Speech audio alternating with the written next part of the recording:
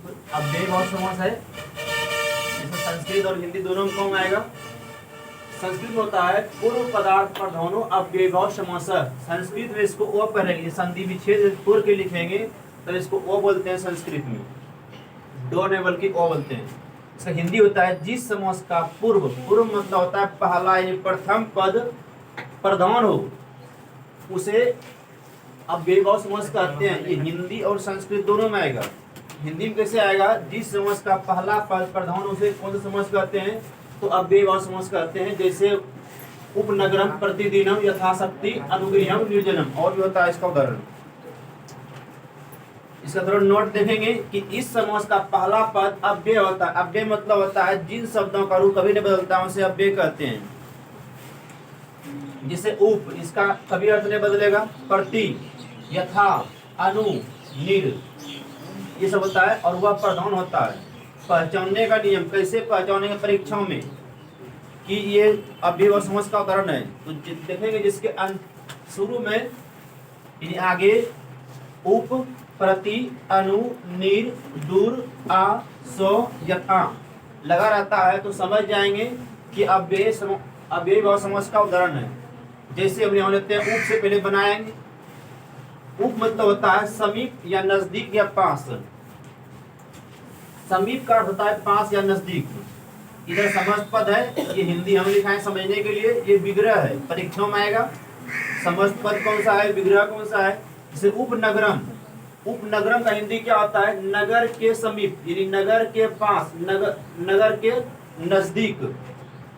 तो संस्कृत बनाएंगे उसका, ये षष्ठी विभक्ति लगा हुआ है सब में। विभक्ति पहचाने षष्ठी।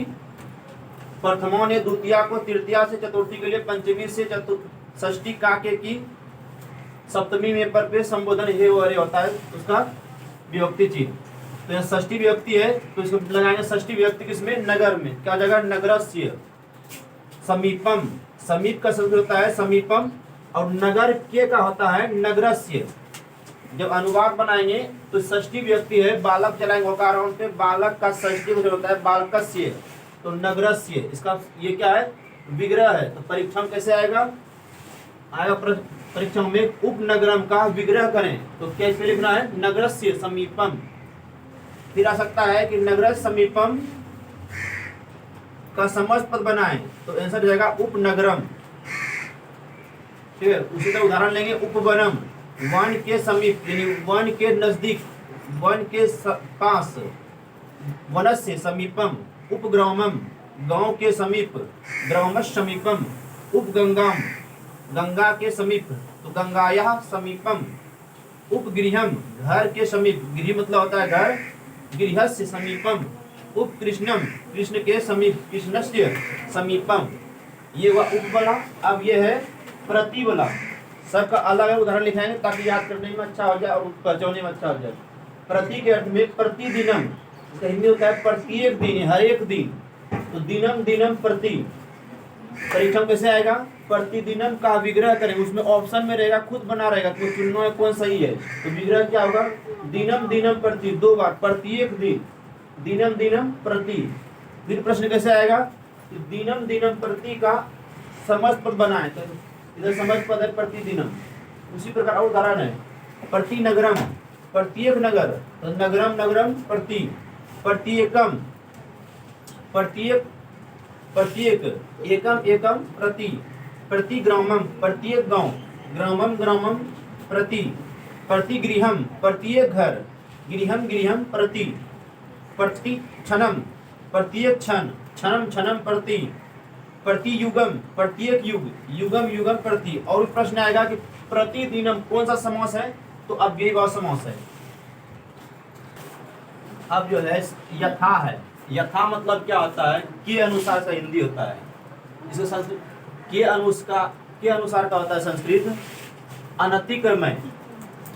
इसका उदाहरण है यथाशक्ति, तो शक्ति के अनुसार। इसका हिंदी है, थोड़ा याद करने के लिए हम लिख दें ताकि हिंदी हो जाए। तो लिखा नहीं रहेगा, केवल ये रहेगा समस्त पद और इसका विग्रह।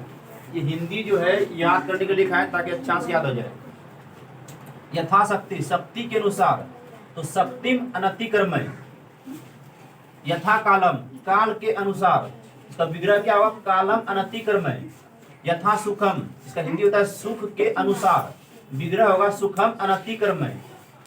यथा योग्यम, योग के अनुसार, विग्रह होगा योग्यम अनतिक्रमय। यथा संभवः, संभव के अनुसार, संभवम अनतिक्रमय।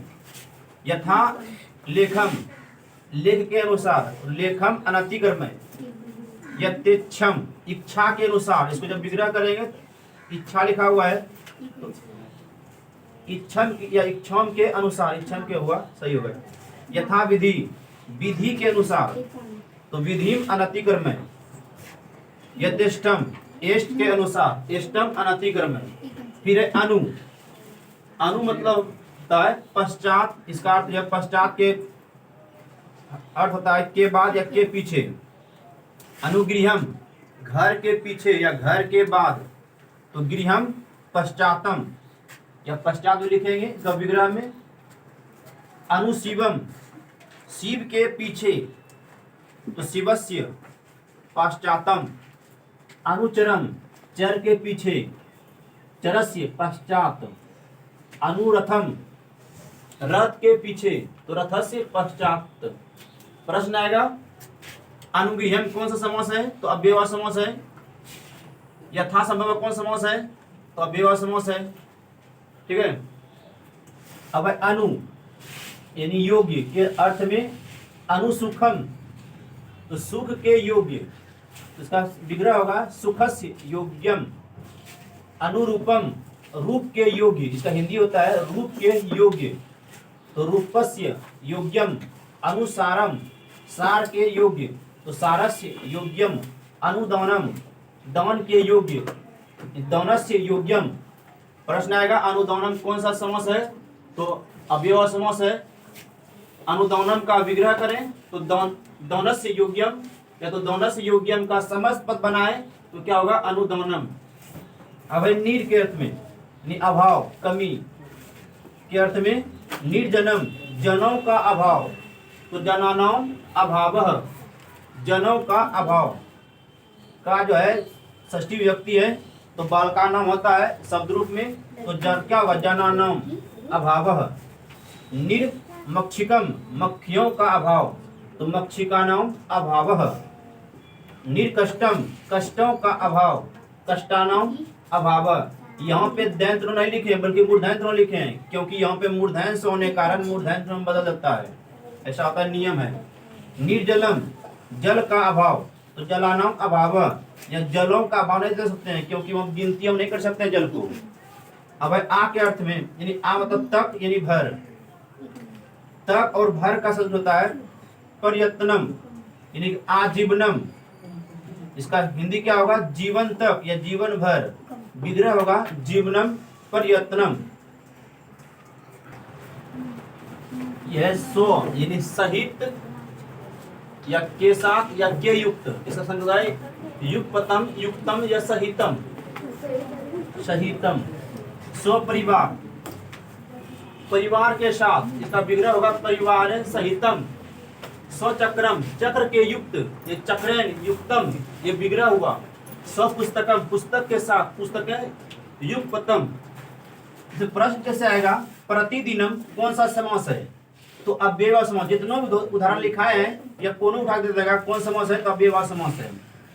उपनगरम का विग्रह करें तो नगर से समीपम, इसका हिंदी होता है नगर के समीप, तो नगर से समीपम।